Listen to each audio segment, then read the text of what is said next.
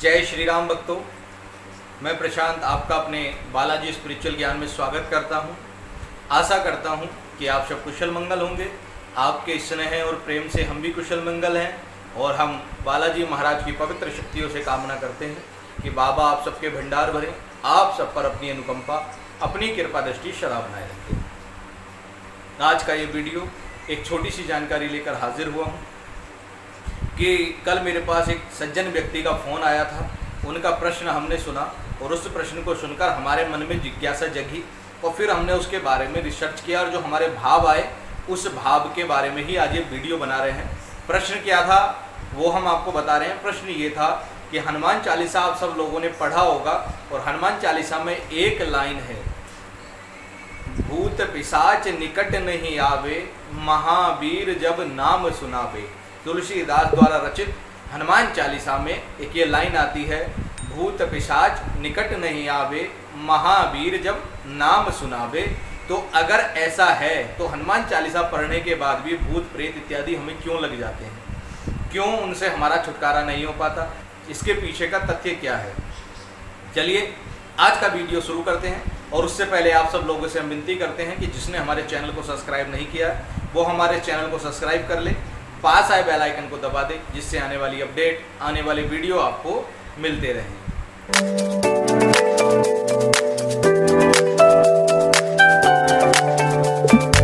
देखिए, हनुमान चालीसा जागृत पाठ है। उसके हर एक एक शब्द में श्री बालाजी महाराज की भक्ति, श्री बालाजी महाराज की कृपा और श्री बालाजी महाराज की जो है आशीर्वाद बरसता है। उस पाठ को करने से समस्त प्रकार की दरिद्रताएं, संकट दूर हो जाते हैं, ऋण मुक्ति हो जाती है। ऐसा कौन सा कार्य है जो हनुमान चालीसा को पढ़ने से पूर्ण नहीं हो सकता। तुलसीदास जी ने कहा है, कौन सो काज कठिन जग माही, जो तुम तात होत नहीं पाई। हे श्री हनुमान जी महाराज, इस संसार में ऐसा कौन सा कठिन कार्य है जो आपके नाम लेने मात्र से पूर्ण ना हो जाए या जिसे आप संपन्न ना कर सकते हो।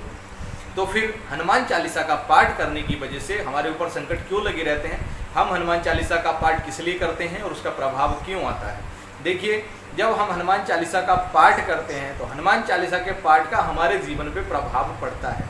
जब हम जो हमारे पूर्व जन्म के कर्म होते हैं, हमारी जो कर्म वृत्ति होती है, उसी कर्मों के अनुसार हमें फल मिलता है। उन कर्मों से प्रारब्ध बनता है और उसी प्रारब्ध के अनुसार हमें कर्म भोगना पड़ता है। कर्म क्या भोगना पड़ सकता है, हमारे घर में दरिद्रता आती है, कोई अमीर है, कोई गरीब है, कोई दुखी है, कोई दीन है, हीन है, ये सब कर्मों का फल है। किसके जीवन में दुख है, किसके जीवन में सुख है, ये सब कर्मों का ही भोग होता है। इस कर्मों के भोग के कारण हमारे ऊपर जो है दशाएं लगती हैं। दशा लगने का मतलब क्या है, प्रत्येक मनुष्य को पीड़ित करने के लिए नवग्रहों में 3 ग्रहों को स्थापित किया गया है, जिसमें शनि, राहु और केतु, ये 3 ऐसे ग्रह हैं जो मनुष्य को पीड़ित करते हैं। और इन्हीं 3 ग्रहों की दशा में मनुष्य अपने कर्मों का फल भोगता है। इन 3 ग्रहों को फल भोगने की स्थिति भी कह सकते हैं। जब मान लीजिए राहु दोष लगता है, शनि की 7.5 लगती है या केतु का ग्रह दोष चलता है, तो इन ही ग्रहों के प्रभाव में आकर मनुष्य अपने कर्मों को भोगता है। ये विधि का विधान है। जो हमारा भाव है हम अपने भाव से आपको बता रहे हैं और इन्हीं ग्रहों के प्रभाव के होते हुए संकट आपको लगता है। जब आपकी ग्रह दशा में राहु, केतु और शनि की दोष लग जाता है तो उसी समय में आपके शरीर पर तंत्र का प्रयोग भी होता है और तांत्रिक क्रियाएं आप पर लग जाती है, निगेटिव एनर्जी आप पर लग जाती है। तो अब हम क्या कर रहे हैं, हम अपने कर्मों का फल भोग रहे हैं। क्या कर रहे हैं, अपने कर्मों का फल हम लोग भोग रहे हैं। जो भी हम पे संकट लगा, बीमारी लगी, हारी लगी, जो भी हम पर है इस समय, ये सब कर्मों का भोग है। क्योंकि ये कर्म लोक है, यहाँ पर कर्म करना अनिवार्य है। हम जो कर्म करते हैं उसको भोगना भी है। जो पृथ्वी पर आया है, चाहे वो देव हो, दानव हो, दैत्य हो, यक्ष हो, गंधर्व हो, मनुष्य हो, ऋषि हो, संत हो, कोई भी हो, जो इस प्राणी मात्र इस चराचर जगत में इस भूमंडल पर आया है, उसको कर्मों की गति भोगनी ही पड़ती है और उसको कर्म करना भी अनिवार्य हो जाता है। कर्म से विहीन इस पृथ्वी पर कोई नहीं रह सकता।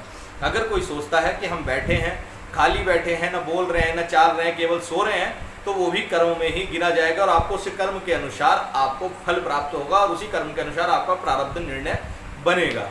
अब हम हनुमान चालीसा का पाठ करते हैं तो हनुमान चालीसा का प्रभाव हमारे शरीर पर इसलिए नहीं आता क्योंकि हम अपने कर्मों का फल भोग रहे होते हैं। हनुमान चालीसा सिद्ध है, उसका प्रभाव भी अति सिद्ध है, लेकिन लोगों पर वो इसलिए कार्य नहीं करता क्योंकि लोग एक तो उसे भाव के साथ नहीं पढ़ते, दूसरा जिन व्यक्तियों के कर्म में भोग लिखा होता है उनको वो भोगना है, ये प्रभु की रीति है, प्रारब्ध है। हाँ, हनुमान चालीसा का पाठ, प्रभु भक्ति, प्रभु का गुणगान आपको उस कर्म को, जो कर्म फल है उसको जो आप भोग रहे हो उसको थोड़ा कम कर देता है कि आपको अधिक कष्ट ना हो, और प्रभु भक्ति के सहारे आप अपना कर्म भोगते हुए, सत्कर्म करते हुए प्रभु तक आप पहुंच सकते हो। हनुमान चालीसा करने का नियम यह है कि आपका मन भी शुद्ध होना चाहिए, आपका मन शुद्ध हो, आपका तन शुद्ध हो, आपका आचरण शुद्ध हो, आपका भोजन शुद्ध हो, आपका रहन सहन शुद्ध होना चाहिए, यानी कि आपके मन, मस्तिष्क, बुद्धि, प्राण, आत्मा में शुद्धता का वास होना चाहिए। हम कर तो रहे हैं प्रभु की भक्ति, लेकिन हमारे मन में दूसरों के प्रति ईर्ष्या है, दूसरों के प्रति जलन है, दूसरों के प्रति हम बुरे भाव रखते हैं, किसी के प्रति गलत विचार रखते हैं, तो वो भी हमारा दोष में गिना जाएगा, क्योंकि हम कर्म तो कर रहे हैं ना, कर्म तो हम कर रहे हैं ना, और कर्म का साक्षी मन होता है, मन के द्वारा ही कर्म किया जाता है और मन के द्वारा ही कर्म भोगा जाता है। मन ही सब कर्मों का दाता है, यानी कि कर्म करने वाला हमारा मन है। अच्छा बुरा भला जो भी है हम अपने मन के द्वारा करते हैं, मन उसके प्रति आपको जागृत करता है। तो साधु संतों ने क्या कहा है? साधु संतों ने बोला भी है कि माया मरी न मन मरा, मर मर गए शरीर, आशा तृष्णा ना मरी, कह गए दास कबीर। तो मन को बड़ा प्रबल बताया गया है। गीता में भी भगवान श्री कृष्ण ने कहा है कि मन बड़ा प्रबल है अर्जुन, इस मन को जिसने काबू में कर लिया वो भगवत प्राप्ति को प्राप्त कर लेता है। और साधक को चाहिए कि वो अपने मन को नियंत्रण में रखे, अपने मन को काबू में रखे। तो जब आप हनुमान चालीसा का पाठ करने बैठें तो आप ये सोचें कि आपका कर्म क्या था, आप उसको किस भाव से कर रहे हैं, क्या आपका भाव शुद्ध है? अगर आपका भाव शुद्ध है तब तो आपको हनुमान चालीसा का प्रभाव मिलेगा, और हनुमान चालीसा पढ़ने से आपको लाभ मिलेगा। हनुमान चालीसा से आपका संकट कटेगा, हनुमान चालीसा पढ़ने से संकट आपके निकट नहीं आएगा। ये लाइन जो है, भूत पिशाच निकट नहीं आवे, महावीर जब नाम सुनावे, तब ही आपके लिए सार्थक हो सकती है, तभी आपके लिए फलित हो सकती है। जब आपका कर्म अच्छा हो, आपकी नीयत अच्छी हो, आपका मन अच्छा हो, आप दूसरे के दुख देखकर दुखी होते हो, दूसरे के प्रति आपके मन में करुणा हो, भाव हो, और आप दूसरों के दुख को दूर करने के लिए प्रभु से विनती करें। आज का मानव अपने बारे में सोचता है, अपने ही कर्मों के बारे में सोचता है और अपने लिए ही जीता है। उसको इस बात से कोई फर्क नहीं है, अगर सामने वाला मर भी रहा है तो उसे फर्क नहीं पड़ता। तो आपके लिए हनुमान चालीसा कैसे काम करेगा? क्योंकि जब आपके मन में दोष है, मन आपका पवित्र होगा तो आपको जो है उसका लाभ मिलेगा। अब बात करते हैं कि जब हमारे कर्म गलत हैं तो हम उन्हें कैसे सुधार सकते हैं। प्रभु भक्ति करिए, हनुमान जी के धाम जाइए, श्री हनुमान जी महाराज से जुड़िए, बाप प्रभु श्री राम से जुड़िए, महादेव से जुड़िए, दुर्गा माता से जुड़िए, सनातन धर्म से जुड़िए। और सनातन धर्म की जो पद्धति है, जो सनातन धर्म हमें सिखाता है, सर्वे भवन्तु सुखिनः सर्वे सन्तु निरामया सर्वभद्राणि पश्यन्तु मां कदाचित् दुःख भाग् भवेत्। तो इस भावना के साथ कर्म करिए कि ये सारा वसुदेव कुटुम्बकम, ये सारी पृथ्वी हमारा परिवार है, यहाँ के प्रति एक प्राणी जन हमारे भाई बहन हैं, हम उनके प्रति आस्था रखते हैं और उनके दुखों को दूर करने के लिए प्रभु से विनती करें। जब आपके मन की ये भावना होगी और आप प्रभु भक्ति में जुड़ेंगे, दूसरों के लिए मांगेंगे, जब आपकी भक्ति निस्वार्थपूर्ण होगी, निसंदेहपूर्ण होगी, आपको भक्ति में देखिए संदेह का कोई अर्थ नहीं बचता है। यदि आपके मन में संशय है, संदेह है, तो वो भक्ति नहीं है। भक्ति का मतलब होता है कि भक्त और भगवान का एक हो जाना। जो एक हो जाता है वहाँ पे संदेह का अर्थ ही नहीं रह जाता। और जब आप अपने प्रश्न पर, अपने भगवान पर, अपने इष्ट पर उंगली उठाते हैं, अपने गुरुदेव सदगुरुदेव भगवान पर उंगली उठाते हैं, उनके वचनों पर संदेह करते हैं, तो वहाँ पर भक्ति नहीं होती, वहाँ पर संदेह होता है। भक्ति में भक्त और भगवान एक हो जाते हैं, और जब एक हो जाते हैं तो वहाँ पर फिर कहाँ संदेह रह जाता है। तो पहले अपने मन का संदेह निकालें, प्रभु भक्ति को विश्वास के साथ, दृढ़ता के साथ धारण करें और प्रभु भक्ति में लगिए। अपने मन को, अपने पवित्र को आचरण रखिए। देखिए, साधु संतों की सेवा, नवदा भक्ति अगर आप कहोगे तो नवदा भक्ति में भी ये बोला गया है, सपने हो नहीं देखे ऊपर दोषा। सपने में भी किसी दूसरे व्यक्ति के पर दोषों को नहीं देखना चाहिए, किसी के बारे में ईर्ष्या नहीं रखनी चाहिए। जो कर रहा है उसको करने दें, वो उसका कर्म है। हाँ, अगर कुछ गलत कर्म कर रहा है तो गलत को देखकर शांत ना बैठे, लेकिन ईर्ष्या की बात अलग होती है कि आप उससे ईर्ष्या ना करें। अगर वो गलत कर रहा है तो उसको सतमार्ग दिखाएं, उसको बोले कि भाई तुम ये गलत कार्य कर रहे हो, इसको मत करो, इससे पाप लगेगा। उसको सद्बुद्धि दें, ज्ञान दें, साधु संतों से जोड़ें, संत जनों की सेवा करें, सदगुरु भगवान की सेवा करें। अपने गुरुजनों के वचनों का पालन करें और श्री बालाजी महाराज की पवित्र मन के साथ साधना करें तो आपको हनुमान चालीसा, हनुमान अष्टक, बजरंग बाण, प्रभु श्री राम के मंत्रों का, हनुमान जी के मंत्रों का, उस परम पिता परमात्मा के मंत्रों का आपको लाभ भी मिलेगा और उनके होने का आपको अनुभव भी होगा। पूजा जैसे जैसे आप करते जाते हो उससे आपका मन आत्मा पवित्र शुद्ध होते हैं। आपको लगता है कि 40 दिन की पूजा आपसे कराई जाती है तो वो इसलिए कराई जाती है कि आपके संकट कटते हैं? नहीं, इसलिए नहीं कराई जाती। 40 दिन की पूजा जो कराई जाती है वो इसलिए कराई जाती है ताकि आपका मन, आपका आचरण शुद्ध हो जाए। जो आपने गलती की है उस गलती को आप सुधारो। जो कर्म फल आपको मिला हुआ है जिसके कारण आपको एक कर्म भोग रहे हो, तो 40 दिन की पूजा जब आप पूर्ण निष्ठा भगवान की श्रद्धा के साथ करते हो तो उस कर्म फल का दोष भी कम हो जाता है और आपके पुण्यों का उदय होता है और बालाजी महाराज के आशीर्वाद से, कृपा से आपके कर्म फल भोगने में आपको सहायता मिलती है। जब आपकी आत्मा, आपका मन, आपकी बुद्धि, आपका मस्तिष्क सब पवित्र हो जाएगा, आपका आहार पवित्र हो जाएगा, तो आपके घर में उन्नति होगी, प्रभु की कृपा आपको मिलनी शुरू हो जाएगी, प्रभु का एकाकीकार आपको होने लगेगा, उनके अनुभव होने लगेंगे, उनके दर्शन होने के चांसेस बढ़ जाएंगे और आप पर प्रभु भक्ति की कृपा आने लगेगी।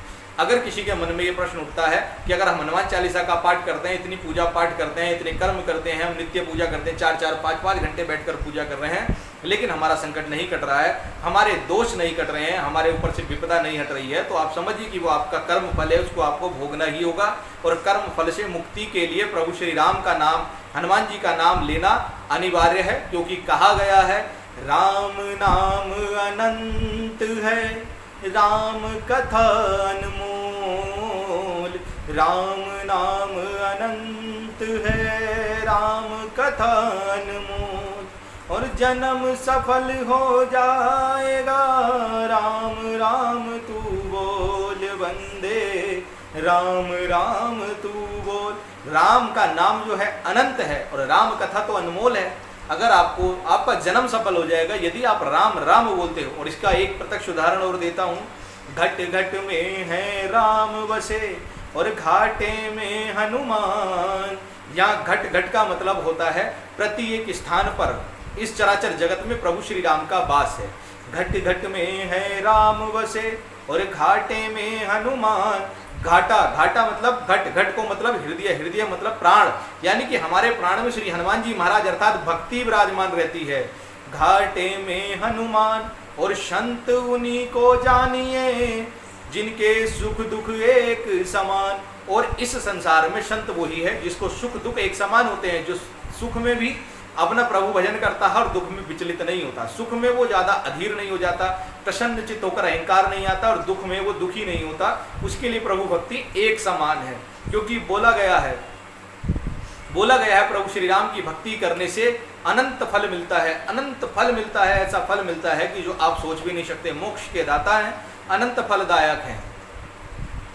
अब उम्मीद करता हूं कि आपको मेरी दी जानकारी से आपको पता चला होगा कि भक्ति का हमें प्रभाव क्यों नहीं पड़ता। यदि हम दुखी रह रहे हैं पूजा पाठ करने के बाद भी, तो क्यों रह रहे हैं? क्योंकि हम अपने कर्मों का फल भोग रहे हैं और प्रभु भक्ति में लग रहे हैं। हम अपने चित्त को शांत करें, प्रभु भक्ति करें, आपको पूजा पाठ का फल मिलना प्रारंभ हो जाएगा। गुरुजनों के, संत जनों की सेवा करें, बिना गुरु के उद्धार नहीं होता है। उम्मीद करता हूँ मेरी दी हुई जानकारी आपको अच्छी लगी होगी। मेरी दी हुई जानकारी अगर आपको अच्छी लगी हो तो मेरे चैनल को सब्सक्राइब करना ना भूलना, पास आए बेल आइकन को दबाना नहीं भूलना, जिससे आने वाली अपडेट, आने वाली वीडियो आपको मिलती रहे। और अपना प्यार स्नेह कमेंट के माध्यम से हमें दीजिए और इस वीडियो को अधिक से अधिक शेयर करें, जिससे आप लोगों का कल्याण हो, जगत कल्याण हो। जय श्री बालाजी महाराज, जय महाकाल, जय माता दी।